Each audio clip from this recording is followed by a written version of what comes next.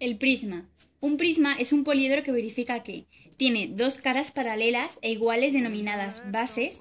El resto de sus caras son paralelogramos y se denominan caras laterales. Y los prismas se nombran según el número de lados de sus bases. Tenemos varios ejemplos de prismas según sean sus bases. Por ejemplo, con dos bases paralelas y triangulares tenemos el prisma triangular con sus caras laterales y sus bases paralelas entre sí e iguales. Tenemos el mismo ejemplo pero con un prisma cuadrangular. También existe un prisma pentagonal y un prisma hexagonal, en el que sus bases son hexágonos, paralelas e iguales entre sí y tiene varias caras laterales.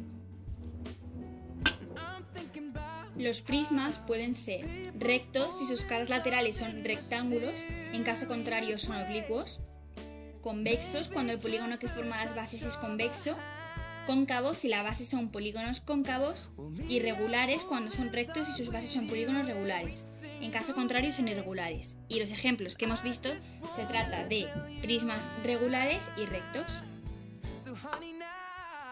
Ahora vamos a ver las fórmulas del área y del volumen del prisma. La fórmula del área es 2 área de la base, porque tenemos dos bases paralelas e iguales entre sí, entonces hallamos el área de una y lo multiplicamos por 2, más el área lateral.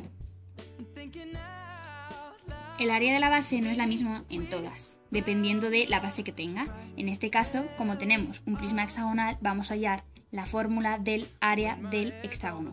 Y la fórmula es perímetro por apotema partido de 2. También se puede averiguar de esta manera. Como el hexágono está formado por 6 triángulos equiláteros, podríamos hallar el área de un triángulo y multiplicarlo por 6. Luego tenemos la fórmula del área lateral, que es el perímetro por la altura. Esta también se podría hallar de otra manera, hallando el área de un rectángulo y multiplicándolo por 6, como hemos hecho en la anterior. Y ahora vamos a ver la fórmula del volumen,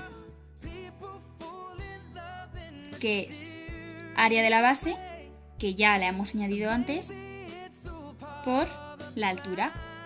Esto se queda en centímetros cúbicos y el área en centímetros cuadrados se expresa. Ahora vamos a ver un ejemplo con medidas reales del prisma. Pongamos que te dicen que la altura mide 10 centímetros y que el lado mide 6 centímetros y te manda a averiguar el área. El área hemos visto que era 2 por área de la base más área lateral.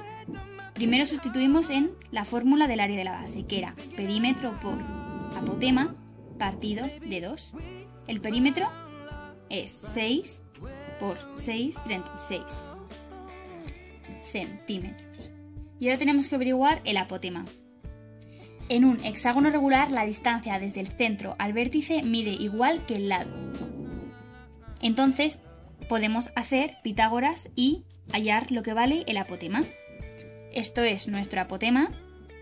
Aquí tenemos que mide 6 centímetros y esto tenemos que mide la mitad del lado, que es 3 centímetros. Por lo que podemos hacer Pitágoras y averiguarlo. Apotema al cuadrado más 3 al cuadrado es igual a 6 al cuadrado y nos da que el apotema es la raíz cuadrada de 27, que es 5,19 centímetros.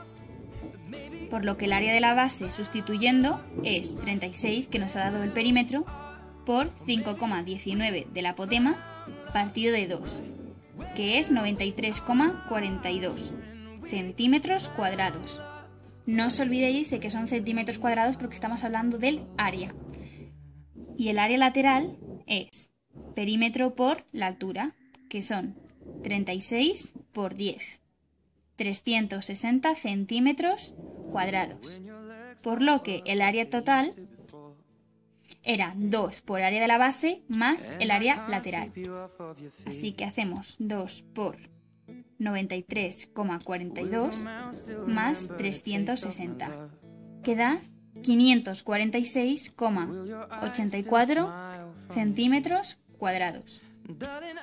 Y el volumen, que era área de la base por altura, da 93,42 del área de la base que hemos visto anteriormente por 10, que es la altura. Y es 934,2 centímetros cúbicos. 934,2 centímetros cúbicos da el volumen.